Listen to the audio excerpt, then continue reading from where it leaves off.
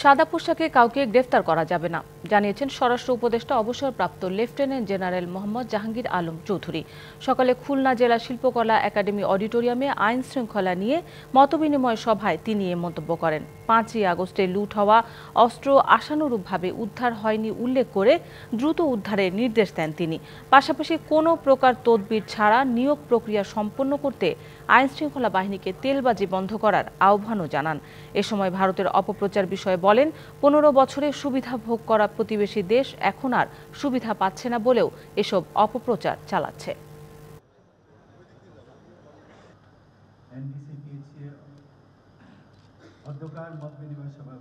Civil ড্রেসে কাউকে arrest করা চলবে না। সিভিল ড্রেসে এসে সে প্রথম তার আইডেন্টিটিটা শো করবে যে এই আমার আইডি কার্ড। আর কোনো নিরপরাধ যেন শাস্তি না পায়, এই দিকে আপনার খেয়াল রাখতে হবে। ভুয়া মামলাকারীদের আমরা কোনো অবস্থায় ছাড় দিব না। সব ভুয়া মামলাকারীদের আমরা আইনের আওতায় আনব। বছর শেষের খুশি নগদে হবে বেশি। নগদ পেমেন্টে নির্দিষ্ট ক্যাটাগরির কেনাকাটায় 300 টাকা পর্যন্ত ক্যাশব্যাক।